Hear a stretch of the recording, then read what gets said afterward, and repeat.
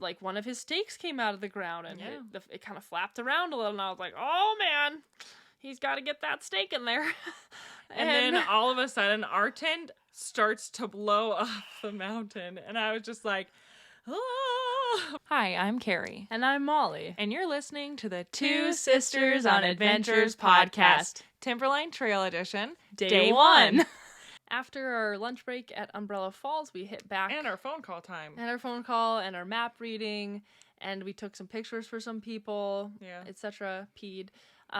We continued on the Meadows trails, which if you ever want to just go for a walk somewhere in the Mount Hood area, pick any of the trails in the Mount Hood Meadows area. They're very nice. And some years you can see a ton of bear grass blooming. So we finally junctioned back with the Timberline Trail, and at that point we were 9 miles into our day.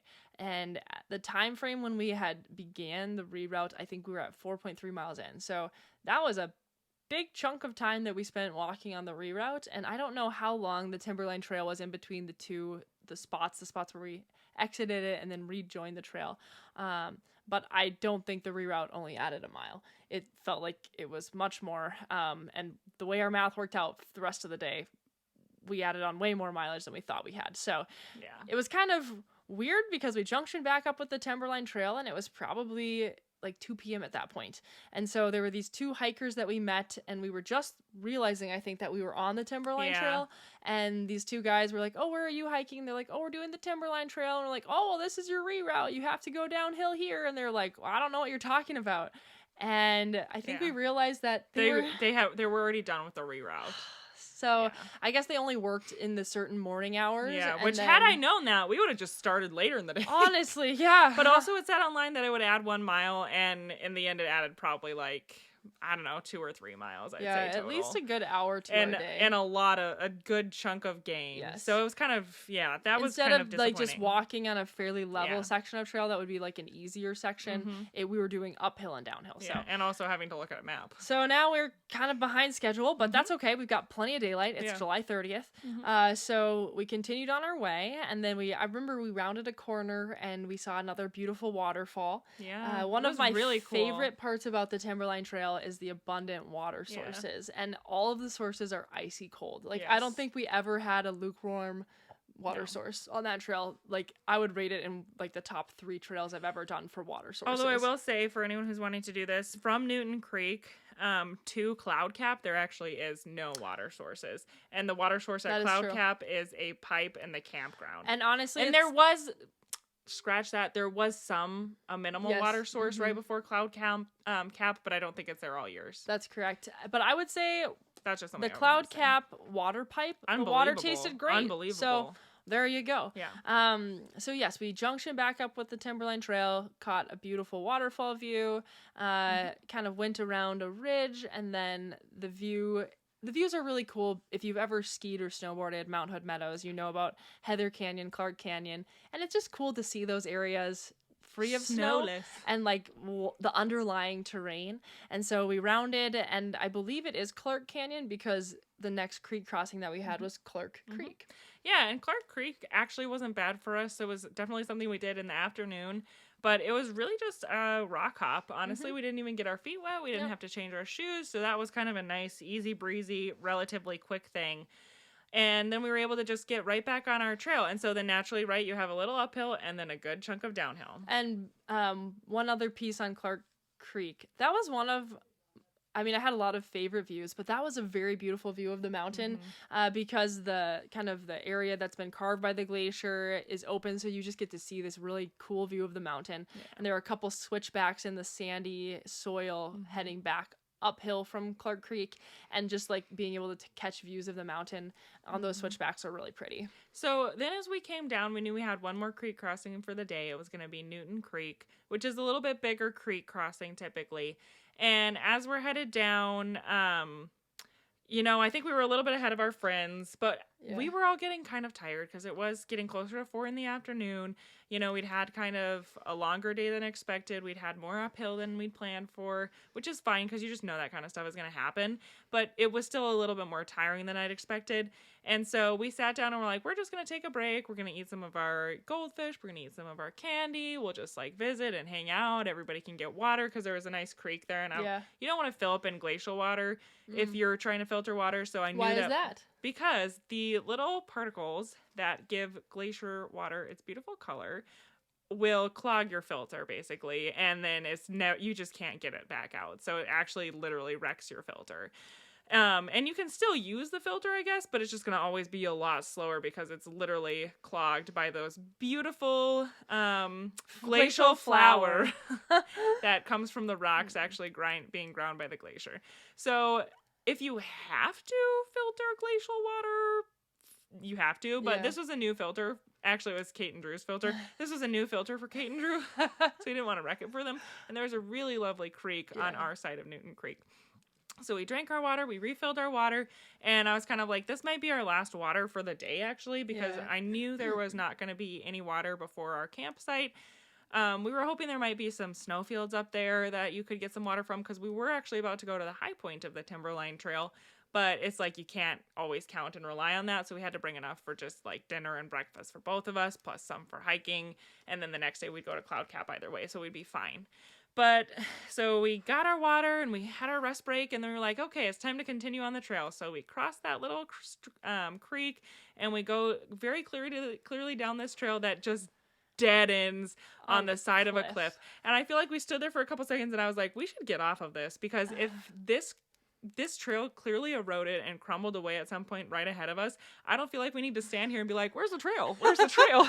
Like, the trail's down there, guys. We don't need to stand here. Probably this isn't going to just crumble away, but at some point that did, and I don't feel the need to be right here. So we backtracked and we were like, okay, well, this is actually just very weird. No one's made a comment about it, and this was the one downfall of going counterclockwise. Everybody goes clockwise, so they just see the trail as they come around, but when you're going counterclockwise, it's like there's all these little footpaths where I think some people camp in different areas. So we're like, okay, we'll cross back over the little log, and we went a little bit farther down because it kind of looked like a trail. And then it kind of looked like a trail up higher, but it didn't seem right, so we came back, and then we go over to where the trail crumbled again, and then we came back, and then Molly and Drew are looking at what looks kind of like the trail. I think Kate was like, I'm just going to stay here, because should we really all split up in 4 directions? And then I was like, I'm going to go across the creek, and I'm going to go kind of back where these rocks are, because it looked like a logical path. But then it stops where there's like these 2 boulders, and I was like, well, that just doesn't make sense, so I came back, and we were kind of just all like, what? And ultimately, it's like, we weren't so worried about where the trail was, because we knew that we were just going to cross the river anyway. We knew we were in the right area. So really what we needed was just a good way to go down the bank. And I was not going to scramble down that bank, because it's literally just made of these huge boulders I know if you dislodge are just going to roll. And it's like, there's no reason to go sliding down a sandy embankment with boulders that probably weigh about as much as a car. I wrecked a pair of shorts about 5 years ago now, because my friend and I were at this beautiful alpine lake, and I was like, I'll just go a few steps up the like little embankment, and then I can take a better picture of you. And then when I slipped on the rocks because they were so bad, and when I fell, it's like they're so sharp they just cut through my shorts, and they scraped up my butt and my hands. And so I'm always just like, lava rock is the sharpest stuff in the world. I'm not gonna take any chances. So we were kind of looking around to try and just find a route down the side. And in my mind, I'm like, gosh, I thought this was gonna be this enjoyable, no frills, like just walk on a trail day, and here we're doing this thing again where we're trying to find a river crossing and the trail. Like, why do we always have to do this? And so finally, I was like, that looks like it's a trail, but it just doesn't make sense because it quits. So I went back to the spot where Carrie had stopped, and I went about 15 feet beyond where she had turned around, and there was one pink tag ribbon hanging there. So I was like, guys, yay! So and that was a perfectly fine way down. At that point, the trail was very apparent, and then it spit us out in kind of the creek crossing area for Newton Creek. Yeah, and I'd say Newton Creek was the first little challenge of our trip. I don't think it's typically known to be super challenging, but we were crossing at 4 p.m., which is later in the day. And so that was one where I think we spent a couple more minutes kind of just looking up and downstream, trying to scout and figure out the best place. We found a spot where it was slower moving and a little bit wider. Yeah. And I think it was maybe a little deeper than some other spots, but it was such a slow moving area that I was like, and that looks slow better moving to me. is a relative term. Yeah, I would slower say. It was all moving. flowing pretty fast. Yeah. And the tough thing about that specific area of Newton Creek, like once again, when we had gotten to the Crumbly Trail overlook, the water was flowing downhill, I would say, at a pretty, like, it was not flat. It was flowing on a downhill. And so when we finally made it to the correct area to cross Newton Creek, it's like almost like steps. Yeah. Where it's like mini, like little 3-foot drops, like miniature waterfalls, nothing crazy, but like little drops and then little flat sections, but it's like stepped downwards as it's losing elevation. So you kind of want to find a spot where the water's not just like shooting out on a downhill. You want to be like a little bit more level. And so we ended up crossing, I feel like, pretty much where the trail spat us out. And I think there was like 2 little spots. Yeah, so there it were did 2 braid sections. a little bit. Which braiding, I don't know if we discussed that term before, but that's just talking about how, like, you've got a stream and it's all running together, and then here it splits into all these little different streams, and that's what they mean when they say that a stream braids out. And so typically, if you can cross a creek or a river in a section where it's braided out, it will be shallower. Yeah, shallower and less, I don't know. Current. Yeah, exactly, compared to a very So large you might have body to of cross water. more channels, but it's like you're not crossing this huge stream. So I would say for us, so we found a spot once again where we liked what the flow looked like. We liked that there was not a ton of rocks that it looked like we were going to slip on. And so there was probably about 3 feet where we were in a little bit deeper than knee-deep water that was pushing pretty good. For us, it was about shin, but for our friend, it was about knee-deep. Okay. She's shorter than us. And all it took was about 2 steps to get through that, and then the flow was significantly less, and then it was like a pretty simple, another probably like 10 feet of walking through water, but nothing crazy either. Yeah. So it was fine. It just took a couple minutes to analyze and figure out where we wanted to attack it. I mean, it's fine to spend a couple minutes thinking about a river crossing. There are people who spend, like an hour thinking about it if it's a really sketchy river crossing. Yeah. It's like one of those things where it's better to spend a couple minutes than even just get your shins banged up and have a cut. You know what I mean? Totally. So it's fine to spend a couple minutes. And it wasn't that hard. And so I felt like we just kind of continued on. And then we were back to more uphill. Yeah, we were headed up Gnarl Ridge is what it's called. And I think it's funny because in a way I was like, I understand why it's Gnarl Ridge because I feel like those trees, they reminded me almost of like if you were in The Lion King and like the bad half of the land, how the trees are all like growing honestly, sickly looking. And that's what you get, I think, when you're in more of an alpine area. Up high. I'm thinking about when we were by Mount McLaughlin. Anytime we were at that higher elevation, the trees, they just get like a thinner, kind of more gnarled, kind of twisted look to them. Like life at, 7,000 feet is actually kind of difficult. Yeah. So I think where Gnarl Ridge started, we were probably at something around 6,000 feet of elevation. We were going to go all the way up to about 7,300 where we were going to camp that night. Yeah. And I would say Gnarl Ridge was one of my favorite spots on the whole trail. It was like, I just love how it was so open. You could kind of see down into the canyon where Newton Creek was flowing. So that was really cool. I think that there's, it's something Clark Glacier. I don't know if it's Newton Clark Glacier is in that area. At this point, it was like kind of late in the day. It was probably 7 p.m. by the time we got up to Gnarl Ridge, and the sun was right behind the mountain. So it's kind of fun when the sun isn't shining directly on the mountain. You can start to see all the colors. And one of the things, a volcano. Exactly, one of the things Carrie and I thought was so amazing. We went around Three Finger Jack, our first circumnav.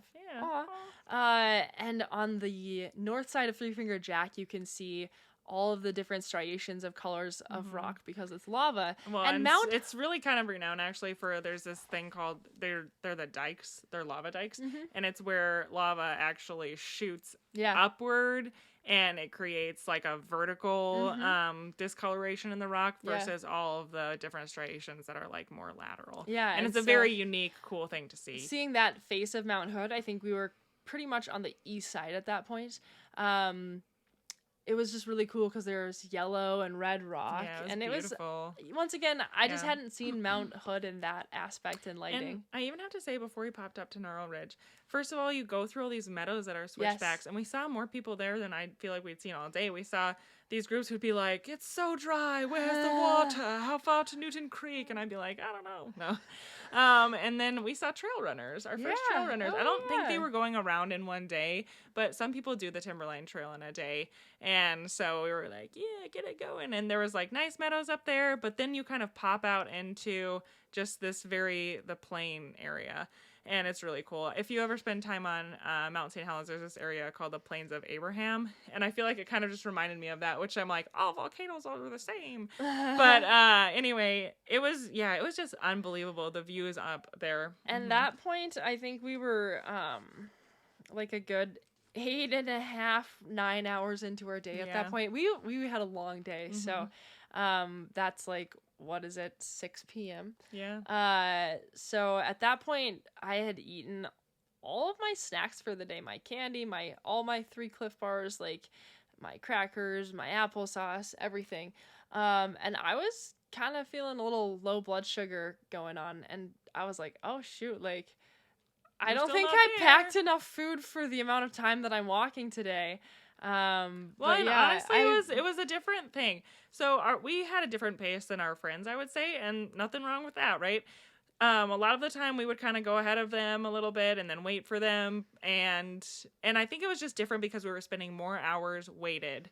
So it's like, even if you weren't walking that entire time, we were spending more hours underweight because we didn't take our backpacks off all the time. And so I think that kind of just makes a person tired, which in the end, it actually was great training for what we did later. Like, I was super grateful for that. Yeah. But these were long days, and I think our nutrition is more dialed into if we're like walking all the time. And so it's like you might churn out 18 miles, but you might do it in, you might do 18 miles in 11 hours. And so your nutrition's kind of dialed for that. And then we were expecting to do like 13 miles and not having our nutrition dialed in for 12-hour days. And I think I was factoring in like 7 or 8 hours max for that day. So already we're at 9 hours of walking. And not close to done. Yeah. So you obviously eat differently when you're laying in not walking. So I was just gonna say I was feeling like a little bit of like, oh, I feel like I'm kind of redlining, like a little bit tired. And it was a steady uphill grade. Yeah, and then I did rally, and then we got to this view where there's a waterfall, and it was just so epic. I love the east side of Mount Hood, and I think one of my favorite things about it is just all of the ridges, which I think are lateral moraines from the glaciers that came down, and how you're just going up and down, and you're just traveling. You're not going a lot of miles like as the crow flies, but you're just going up and down on the terrain around the mountain, and it was really beautiful. It's stunning. And then it was super fun because we reached the high point of the Timberline Trail, and there's like actually a massive cairn set up that says your elevation. So it's like, I know where I am. And we knew that was literally the highest place that we were going to be on the whole time. We did it on day 1. Yeah. And so that was kind of fun. And then we kept going, and there was actually a couple longer snowfields, which were kind of fun to have a little bit of a difference in terrain. And we were so thankful for them, though, because then we were able to sit there and collect some of the water as it ran off the snowfield. Yeah. And so then we could use that for our dinner. There were some, like, and very that was, again, small... where our Canuck bag was amazing. Yeah. Because we would never have been able to catch it. Yeah. The flow was very, like, a low amount of pressure, but you could just sit there with the Canuck and just capture it. And that was some very delightfully cold water, too. Mm-hmm. And so we were at the high point I wrote down at 7:15 p.m. So it was getting kind of late, and I think we still had a couple more miles left to go to the spot that I wanted to camp, but I was trying to be considerate also of our friends, and I thought, well, the next place that we see is just where we should camp. So we found a campsite that was like halfway decent. Molly and I stop our watches. Yeah. We're like, we're done for the day. We're kind of tired. I'm sure they're tired too. And I remember it was so funny. They showed up and they're like, da, da, da, da, da, coming along with their trekking poles. And they're like, is this where we're camping tonight? And we were like, oh, we just decided we'll stop early. Like, it's not a big deal. We'll be fine. And Drew was like, don't give up on your dreams, Carrie. Let's just keep going. And we were like, oh, they're actually like willing to keep, they're like rallying, ready to go. So we kept on going, and we found this amazing campsite with like an unbelievable view of Mount Hood, a beautiful view of the valley. We, kind of saw the shadow of Mount Hood as the sun was setting. Oh, yes. We set up. It was a perfect campsite. We had a spot. It was nice, too, because a lot of that area, when you're first descending from the high point, the mountain gets blocked out by some other little hills. And so we rounded the corner and where we pitched our tents in these nice, flat, open areas. The mountain was like peekabooing out as well. So it was just really cool. And it's like, I think we were, at 7,000-ish feet, so you're high, and like Carrie mentioned, there's the view of the other volcanoes, and there was not any wind at all. It was just this beautiful, still evening. Yeah. And we pitched our tents, and we boiled our food as the sun set. And it was super fun. Our friends brought a camp chair that they let us sit in. And also some Swiss chocolate. So we were having a great time. It actually was from Belgium, I think. Oh, Belgium. And it was really good. Chocolate. And it was interesting because I think it was when you sat in the chair, it tipped over backwards. Well, so the funny thing is, right, this is one thing to be aware of. It's so sandy there. And, like, you might think, why don't you just pitch your tent with rocks? Because they're volcanic rocks. So they're literally as light as air. They are so light. And it was almost hard to pitch our tent because it's so sandy. It's like literally pitching it at the beach would be more secure. Honestly, because it would be compact, but they're just like super aerated sand. Yeah. And so so we pitched our tent. We had our dinner. Everything's good. We're about getting ready to go to bed. I think we were like gonna brush our teeth, and the wind just started gusting off the mountain. It was just like gusting and gusting, and I was like, oh, that's kind of gonna be annoying. He had a little bit of a challenge. He had pitched his tent and like one of his stakes came out of the ground and it kind of flapped around a little, and I was like, oh man, he's got to get that stake in there. and then all of a sudden our tent starts to blow off the mountain, and I was just like, it's like, I don't even know what happened. I think that we weren't close to it. I feel like we ran to grab it. So it was like a sail. It kind of like started to lift. Yeah. And we like ran and caught it. Which was crazy because our stuff was all already in there. Our sleeping bags, our sleeping pads. Like, there was weight in there already, but it was literally blowing off the mountain. And our stakes and the were sun in had the set ground by that time, firmly, by the way. But the soil was just so loose and sandy. Yeah. I don't know if the wind was gusting to 30 miles an hour. It wasn't but it that just bad of wind, couldn't honestly. stand up to it. And so we thought, what are we supposed to do? It blew Drew's tent over. Our tent's about to blow away. Our friend Kate's, of course, in her baby tent in this little, like, like this depression in the ground. So she's like, what's going on? She's like, is everyone okay? and I remember Drew, he's so nice. He was like, so what do you do in this situation? And I'm like, I don't know. I've never heard this happen before. So we were like, well, okay, there's literally the shelter farther up, like there's an area that's protected with trees, so let's just go do that. And it was literally 0.3 of a mile away. A third mile away. So it's like kind of comical, right? There we are, we're in the dark, I've got the back end of the tent, Molly has the front end. And so I can't see anything because it's completely dark out, and she's carrying it so low that I'm like stubbing my toe on every rock. Carrie's like, can you please stop making me stub my toe? I think I just was like, I need you to hold it higher, and I don't think I had my headlamp for some reason. It was in the tent. Yeah, and so it was just like chaos, and we're like carrying our tent, and we're like, maybe around the next bend is the thing, and then it's like around the next one. And it took a long time to get there in the dark, and then we get there, and we realize that our tent zipper wasn't even fully zipped. And thank God nothing fell out of it. But we're like, oh gosh. Yeah. So we carried our tent once again with everything in it. It's all got the poles and everything. We carry it over right to the Cooper Spur shelter. Yeah. And you're like, oh, no wonder there's all these rock walls that people have built. Because I think that is an area where the wind tends to rush off the mountain. And you know what the thing is? Had it been windy when we got there, I wouldn't have camped there. Totally. But it seemed like it was going to be a still night. It was the most perfect still night. Yeah. There was not a breath of wind. Yeah. Until and of course, the sunset. There's mice there too. And I'm like, no, I don't want to leave my tent. So we had to go back and get the rest of our stuff. I was going to say that we were like really diligent when we pitched it to make sure that it was at an angle and like close enough to the rock wall so that the wind was not going to catch it and lift it up again. So it took some deliberation and time to do that. Then we had to trek another third of a mile back to our initial campsite to pick up the rest of our stuff while scanning and making sure. And what I was going to say earlier when you fell in the chair was that was an example of how unstable the soil was. Because I think that when you sat in it, it just like sunk into the ground the back and part tipped just over. Sunk in. And so that I guess was a clue to us that, this is unstable ground. So pro tip, I guess, if you're planning to camp in a super epic spot with a beautiful view, bring your own rocks. Bring your own heavy rocks so that you can just make sure that your tent is going to stay there. Because otherwise, maybe if you had a stake that was like, I don't know, 3 feet long, it would work. I don't know, though. Probably that not. soil it's is very super sandy. loose. So anyway, that was just like the cherry on top of our day where it was just like, it's like what is by the happening? time we're making our second trip back to our tent, it's 10 p.m.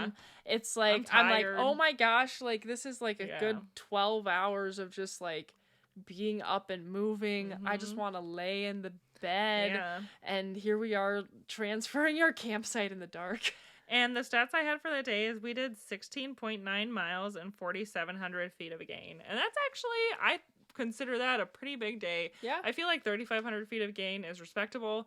4,700 feet of gain is a big day. And honestly, I'm still impressed that our friends just were able to leap right into it with us. Because 17 miles, 4,700 feet of gain, that is not for the faint of heart. Bad. I was like, oh my gosh, I thought we were doing 13.5 and 3,500. Yeah. And here Kate and Drew powered through a big day on their first backpacking and not only, trip. And they could have stopped about a mile earlier, but they said, don't give up on your dream.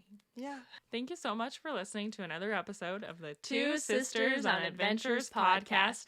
If you want to see any pictures or videos of what we talked about today, you can follow us on Instagram or Facebook at Two Sisters on Adventures. If you want to watch the video version of this podcast, you can see us on YouTube. And if you want to follow or subscribe or leave a review, those are always appreciated because we wouldn't mind if other people heard about our podcast from you. So anyways, thanks again for listening. Bye.